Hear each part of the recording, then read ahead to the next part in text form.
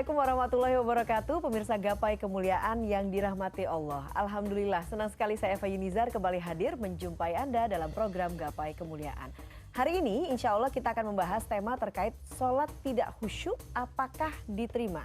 Bersama gurunda kita semua, Kiai Haji Muhammad Faiz. Assalamualaikum Kiai. Waalaikumsalam warahmatullahi wabarakatuh. Apa kabar? Baik, alhamdulillah. Alhamdulillah. Dan tentunya pemirsa, Anda yang memiliki pertanyaan silahkan Anda bisa kirimkan pertanyaan Anda melalui nomor WhatsApp yang tertera di layar kaca. Langsung saja kita bahas tema hari ini. Kiai, saya sebetulnya langsung pengen curhat ini. Karena di saat lagi sholat, kelihatannya jadi semakin pintar. Karena ide-ide bermacam-macam itu muncul. Justru membuat sholatnya tidak khusyuk.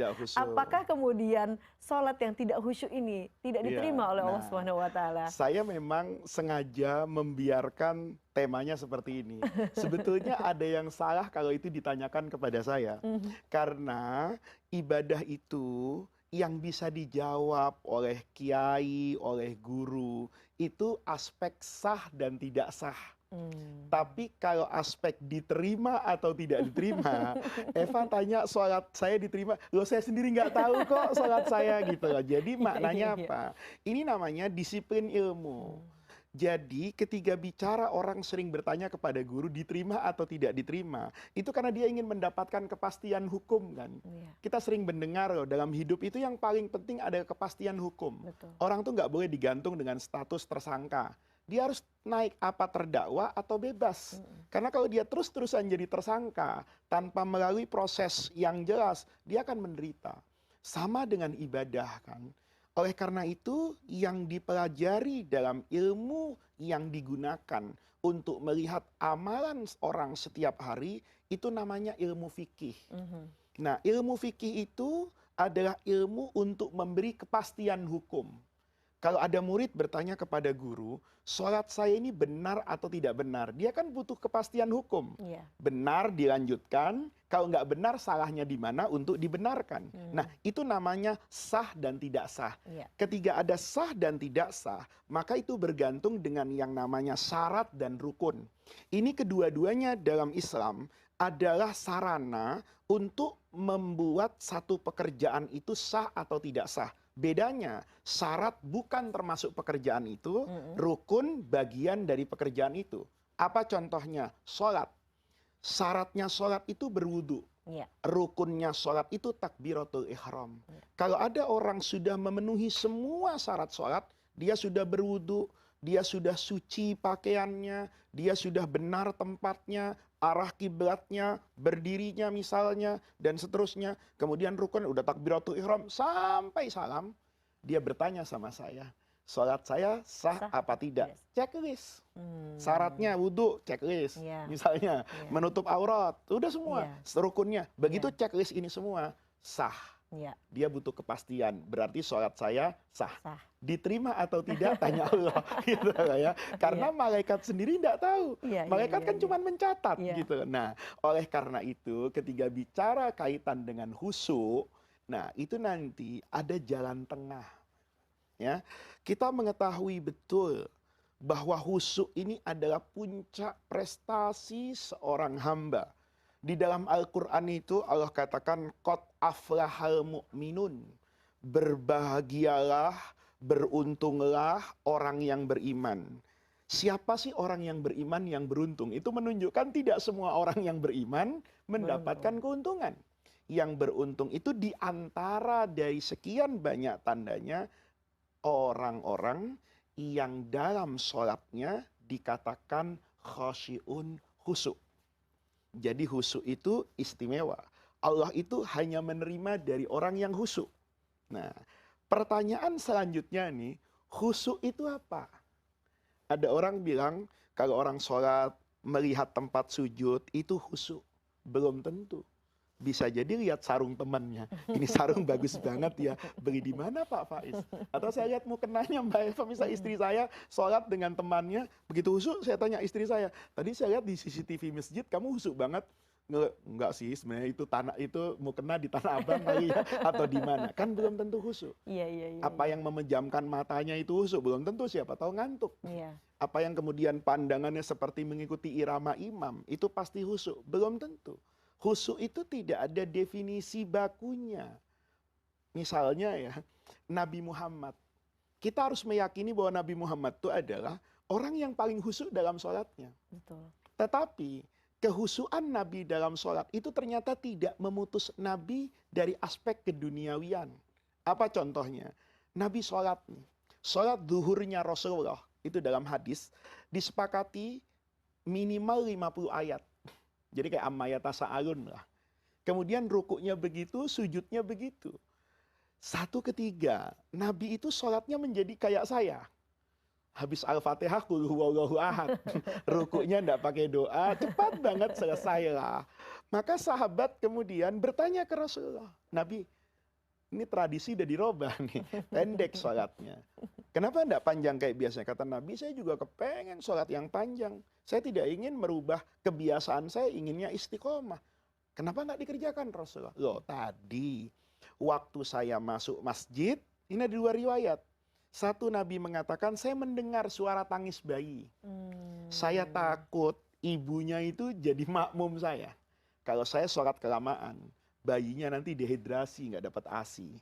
Atau saya ketika masuk masjid itu melihat ada orang tua di belakang yang tidak mungkin dia kuat berdiri.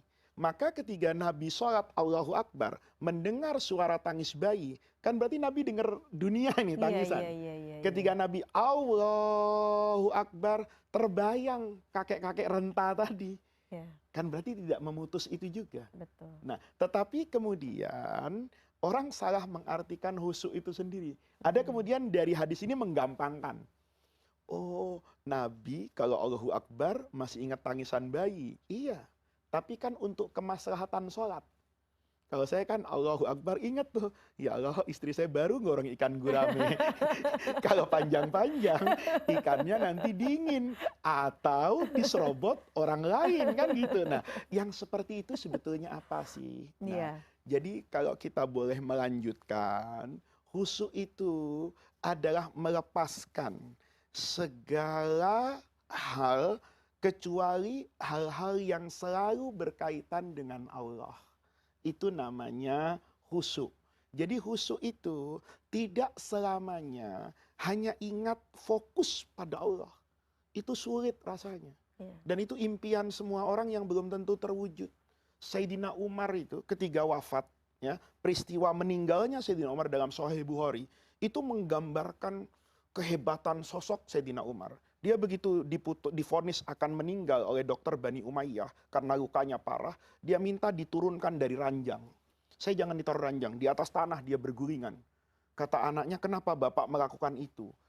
Saya berharap Allah melihat saya dalam keadaan ini dan Allah sayang, kasihan ke saya. Dimasukkan ke dalam surga. Kata anaknya, bapak alhamdulillah kan amalnya banyak. Disebut tuh, ikut perang ini sama Nabi. Enggak, kata Umar. Saya itu cuman berharap menghadap kepada Allah dengan sholat 2 rakaat la uhaddisu fihi ma nafsi, yang dalam 2 rakaat itu saya tidak berbicara bahkan kepada diri saya sendiri, nggak ada lah. Kita sholat pasti berbicara dengan diri kita sendiri. Lalu itu menunjukkan apakah itu yang diinginkan dalam agama. Nah, ini yang seharusnya dipahami oleh banyak orang. Kalau memutus hubungan itu kemudian masih mengingat perkara, tapi perkara ini berkaitan dengan ridho Allah, itu tidak dikatakan memutus khusyuk.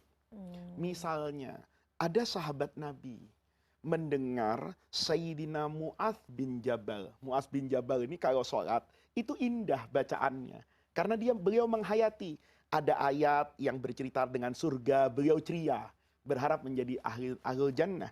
Ketika lewat ayat-ayat yang berisi azab Allah, neraka, beliau itu menangis dengan intonasi kesedihan. Maka kata orang yang dengar, saya nggak bisa sholat kayak Mu'adz. Mu'adz kan kalau sholat tuh seakan-akan menyatu dengan Allah. Kalau saya kan sholat masih ingat surga neraka. Lihat nih, orang mengatakan sholat yang khusyuk itu yang ingat Allah. Jangan lagi lihat surga dan neraka. Apa kata Nabi? Enggak juga. Mu'adz bisa seperti itu bahasa hadisnya, yudandinu, irama indah itu terdengar, intonasi indah itu terdengar, itu Mu'adz juga karena ingat surga dan neraka. Apa orang yang sholat berharap surga itu kemudian hilang keikhlasannya? Enggak.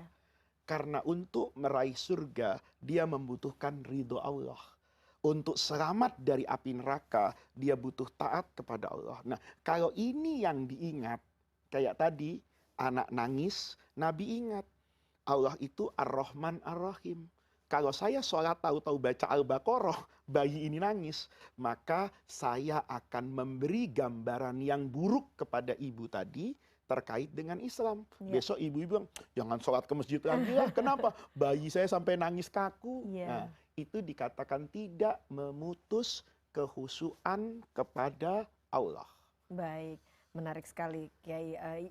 Pertanyaannya kemudian adalah bagaimana caranya kita bisa melatih kehusyukan kita di dalam sholat. Tapi kita akan bahas sesaat lagi. Jangan kemana-mana, Gapai Kemuliaan akan kembali sesaat lagi.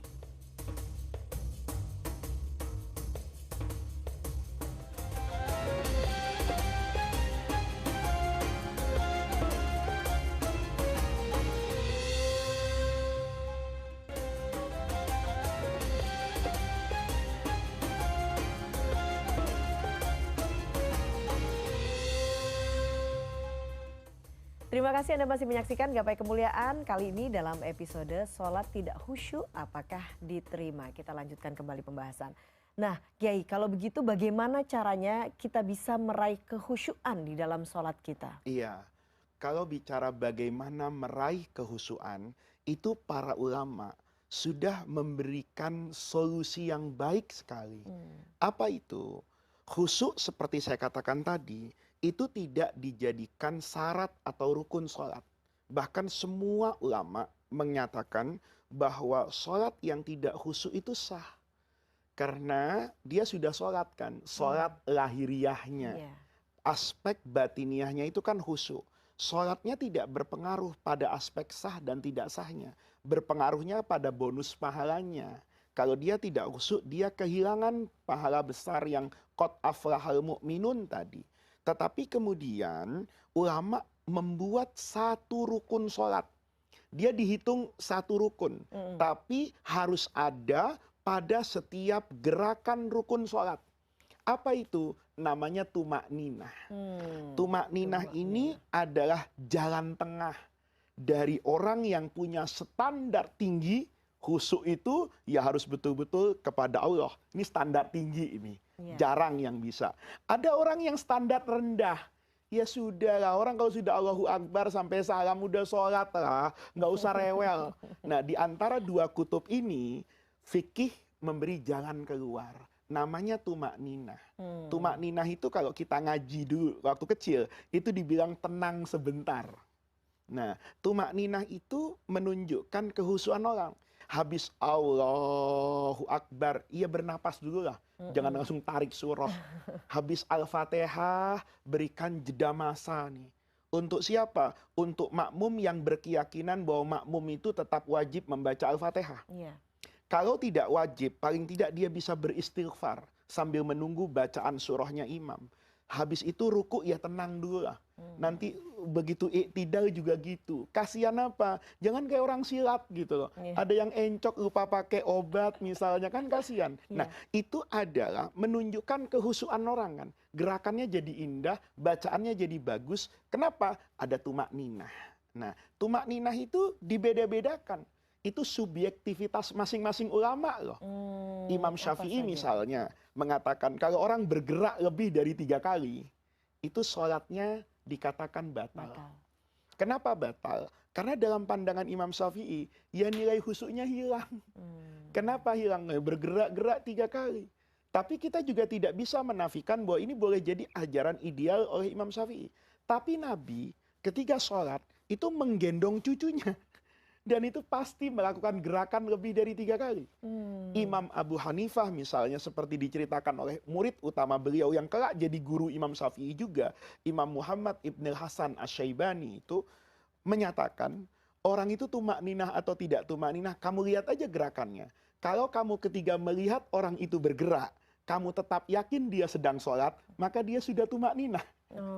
Kalau kamu lihat orang tadi, kamu kemudian menjadi lupa kalau orang itu sedang sholat, maka dia sudah batal sholatnya. Jadi, kalau ada orang melangkah dalam sholat, tapi saya tetap yakin dia sedang sholat. Kata Imam Abu Hanifah, seperti diriwayatkan muridnya Imam Muhammad Ibn Hasan Asy-Syaibani, nggak batal. Oke. Tapi kalau saya begitu ngelihat orang, tuh Faiz, orang lagi apa? Itu kayaknya lagi lari. Berarti sholatnya sudah batal itu. Karena saya tidak bisa melihat dia dalam keadaan sholat. Nah, Sholat. itu namanya subjektivitas. Kalau kita sekarang sebagai murid-murid dari semua mazhab, ketika kita sudah baca utuh, maka kita akan menarik kesimpulan. Khusyuk itu adalah kepantasan. Khusyuk itu adalah batasan yang wajar ketika kita bermunajat kepada Allah. Saya bertemu presiden, saat presiden bicara saya makan permen. Ditegur kan sama pas pampres. Iya. Ketika ada presiden berbicara, kita tidur pulas, itu dibangunin. Iya kan? Bangun. Kenapa? Karena pekerjaan seperti itu tidak layak untuk kamu lakukan di depan presidenmu. Itu depan presiden. Iya. Gimana di depan Allah. Allah. Maka dari situ orang mengatakan tumak ninah ini menjadi standar minimal untuk mengukur kehusuan orang. Kalau kita sedang gatal misalnya, garuknya begini, nah itu kan tidak khusyuk. Tapi kalau misalnya garuknya begini, itu kan masih khusyuk dan tidak membuat orang salah lihat kalau dia sedang sholat. Itu sebetulnya gambaran utama tentang khusyuk dan kaitannya dengan tumak ninah. Jadi orang yang kehilangan tumak ninah itu akan kehilangan kehusyuannya. Orang yang tidak bisa khusyuk secara ideal seperti digambarkan banyak orang, minimal dia akan mengambil tumak ninah. Jadi tumak ninah itu adalah batas kewajaran dan kepantasan Batas dan minimal. Iya. dan masih mendapatkan pahala. Masih Gitu, ya, ya? mendapatkan pahala. Karena itu Allah Maha Rahman dan Maha Rahim. Walaupun ada standar yang tinggi sekali. Ada misalnya Sayyidina Urwah ibn Zubair. Anaknya Zubair bin Awam. Ponakannya Ummul Mukminin Aisyah. Karena sahabat Zubair itu kan nikah sama Asma, kakaknya Ummul Mukminin Aisyah. Urwah ini di masa mudanya itu pernah mendapat satu kejadian. Dia main ke kandang kuda. Ditendang sama kudanya. Maka kakinya itu luka.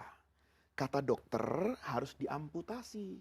Kalau tidak nanti lukanya berbahaya menyebar. Oleh karena itu gimana cara mengamputasinya? Kan zaman itu belum ada dokter anestesi. Maka anestesi di zaman itu ia pakai minuman keras. Disuruh mabuk. Iya. Karena nanti untuk mengeringkan bekasnya itu pakai minyak panas. Gitu loh, supaya langsung berhenti darahnya. Karena seperti itu maka semua bilang, Urwah ini kami akan beri minuman keras ya. Tolong diminum. Kenapa? Karena kakimu harus dipotong kata dokter. Nggak ada solusi lain, nggak ada, harus minuman keras. Kata Urwah, saya ini hidup sehat, takut minum khamr. Apalagi antara hidup dan mati. Kalau nanti operasi saya tidak berhasil, saya mati. Saya mati dalam keadaan apa? Mabuk. Siapa yang mau mati dalam keadaan mabuk? Iya. Kata dokter, tapi kami juga tidak mungkin memotong kaki Anda tanpa Anda meminum khamr. Itu sudah teknologi yang paling maju di masa itu. Dan agama membolehkan kan? Karena kondisi darurat. Kata Urwah, enggak. Ada cara lain kok. Apa itu? Da'ni usolli. Biarkan saya sholat. Karena beliau setiap sholat itu kadang-kadang tanpa sadar membaca rubu'ul Quran. Seperempat Al-Quran. Tanpa terasa. Maka Urwah sholat. Begitu sholat Allahu Akbar, dokternya ragu-ragu. Apa iya? Tapi dia lihat intonasinya tuh khusyuk banget. Maka dalam sebagian buku itu yang saya baca dan yang diterangkan oleh guru saya dulu, dokter tuh mengambil jarum, dicoba ditusuk gitu, nggak bergerak. Kalau saya sholat ditusuk jarum, waduh teriakan sampai Monas, gitu loh. Itu nggak teriak, karena nggak teriak, dia panggil algojo yang mau potong. Kayaknya sudah tenggelam dalam kecintaannya kepada Allah. Itu dipotong kakinya sambil berdiri, dijagain orang kanan kiri. Maka ketika dipotong, itu dia berteriak, dan hilang kesadarannya. Hanya dengan itu, tapi dia tidak merasa kesakitan karena hatinya sedang bermunajat kepada Allah. Kalau Mbak Eva bilang, apa bisa kayak gitu? Ya saya juga nggak bisa tahu. Tapi sejarah bilang ada orang yang bisa seperti itu.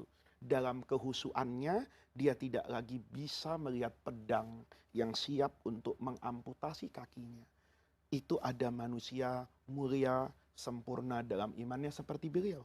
Tapi agama juga tahu kan, tidak semua orang menjadi Urwah Ibni Zubair. Ada orang nanti namanya Muhammad Faiz, ya. Jangankan menghadapi pedang, ada nyamuk saja. Saya sudah nggak konsentrasi sholat kan. Waduh, ini malaria, apa demam Iya. berdarah. Ya kan kita bisa lihat kadang dalam masjid itu tepak-tepok kayak gitu kan. Kita kemarin di masa Covid, ada orang bersin, aduh kata saya harus swab ini kan gitu kan. Sementara Urwah dia sudah kehilangan segala-galanya seperti yang dalam terminologi sufi itu disebut orang yang fana. Dia sudah lepas dari kehidupan dunia, dia ada dalam bayangan dia itu seperti orang yang sampai pada derajat ihsan. Kalau dia sholat, ka'annaka tarawlah, seolah-olah engkau melihat Allah dengan segala keagungannya. Fa'ilam takun tarahu. Kalau kamu tidak bisa melihat itu secara fisik, kamu harus yakin bahwa sholatmu itu sedang dilihat oleh Allah. Aduh. Itu khusyuk. Berat sekali ya Kiai ya Berat, untuk tapi bisa kan menjadi. alhamdulillah ada tumak ninah tadi, Iya. sekoci penyelamat kita. Jadi kalau sudah sampai pada batasan tumak ninah, nanti kita tetap berharap kepada Allah, terima ya Allah, ini sudah sesuai dengan kriteria yang dibangun oleh banyak orang alim. Yang secara minimal gini lah ya, minimal kita Kan bisa orang suka mencapai. minimalis sekarang. Baiklah, kita akan lanjutkan sesaat lagi. Jangan kemana-mana, Gapai Kemuliaan akan kembali sesaat lagi.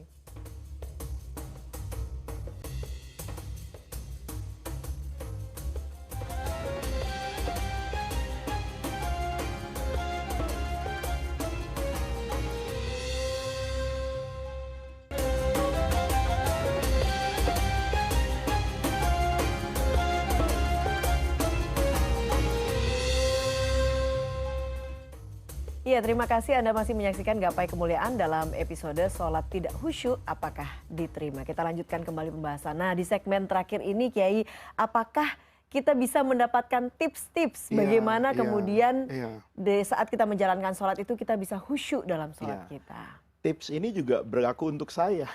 Karena saya juga belum pernah merasakan kehusuan misalnya karena mungkin kekotoran hati dan sebagainya. Maka yang saya sampaikan ini bukan dari saya ya. Kalau dari saya sudah sholat khusyuk kan. Tapi dari guru-guru saya, bacaan yang panjang. Bahwa khusyuk dan tidak khusyuknya kita ketika sholat, itu tidak dibangun dari gerakan lahiriah. Karena gerakan lahiriah itu, saya takbir begini atau bagaimana, itu urusan ilmu fikih tadi. Yang bicara tentang kepastian hukum sah dan tidak sah. Tapi khusyuk itu adalah urusan Allah. Bukan urusan kiai, bukan urusan malaikat. Urusan kiai cuma mengajarkan syarat dan rukun ibadah.